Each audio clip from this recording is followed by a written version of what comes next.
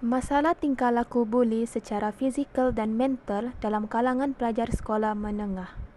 Salah satu puncanya ialah sikap ejek-mengejek. Di Kuala Terengganu, akibat rasa tidak puas hati selepas diejek, dipercayai menjadi punca kepada insiden berlakunya buli di sebuah sekolah menengah di Setiu. Menurut Smith dan Thompson, buli didefinisikan sebagai satu set tingkah laku yang mana dilakukan secara sengaja dan menyebabkan kemudaratan secara fizikal serta psikologi penerimanya. Bagi mengatasi masalah ini, ibu bapa haruslah mendidik anak-anak dengan nilai-nilai baik seperti menghormati dan prihatin terhadap orang lain. Kes disiasat mengikut Seksyen 503 iaitu membuli dengan perkataan. Masalah tingkah laku buli secara fizikal dan mental dalam kalangan pelajar sekolah menengah. Terdapat beberapa kesan. Kesan pertama terhadap fizikal dan mental. Kuala Terengganu, menurut seorang pelajar tingkatan 2 kini menderita kehilangan pendengaran sebelah kanan kerana kegendaan telinganya pecah serta tidak boleh menjalani aktiviti air seumur hidup. Selain mengalami kecederaan lain pada badan akibat dibuli oleh 5 pelajar, tingkatan 5 di sekolah yang sama mangsa dibuli ditendang dan ditampak oleh pembuli yang juga menyebabkan mangsa menghadapi tekanan dan trauma sehingga terpaksa berpindah ke sekolah lain. Seterusnya, kekuatan kepada punca berlakunya buli adalah menghargai jasa keluarga. Hal ini dikatakan demikian kerana mangsa pasti menyedari bahawa mangsa tidak bersendirian dan mempunyai keluarga yang baik. Malah, mereka juga sentiasa membantu mangsa dengan menuntut saman kepada pembuli dan pihak yang berkenaan. Kelemahan kepada punca berlakunya buli adalah menjatuhkan keyakinan diri mangsa.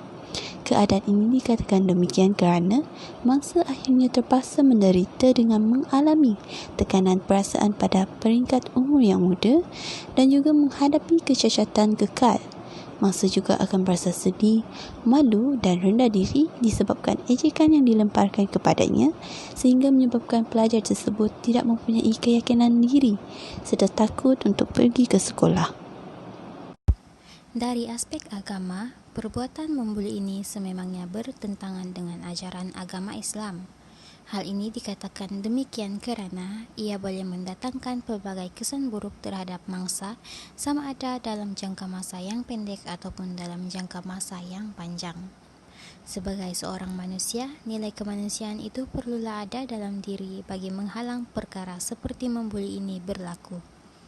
Selain itu, persekitaran yang sihat juga perlulah diwujudkan oleh pihak yang berkaitan agar tidak ada kes buli yang berulang semula.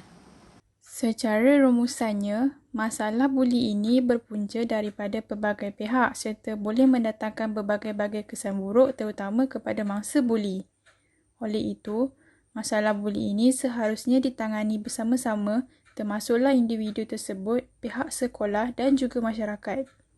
Namun, jika diperhatikan lebih mendalam, masalah ini masih berlarutan dan terjadi malahan ada juga yang maut akibat masalah gejala buli ini. Walaupun banyak langkah pencegahan seperti kempen melalui iklan di televisyen dan media sosial serta hukuman berat dikenakan kepada pelaku dijalankan, masih juga terdapat banyak kes-kes buli yang berlaku secara berlarutan sejak dahulu sehingga kini.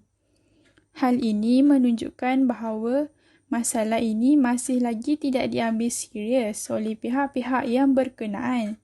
Misalnya, media massa, sekolah, kerajaan dan khususnya ibu bapa yang seharusnya memainkan peranan penting dalam membentuk sasiah diri pelajar yang baik bagi menghindarkan perbuatan buli dalam kalangan pelajar sekolah menengah, seperti memberi peringatan dengan mengiklankan bahayanya perbuatan membuli dan juga memberi perhatian lebih mendalam terhadap para pelajar agar seterusnya dapat membina masyarakat yang harmoni dan aman damai antara satu sama lain.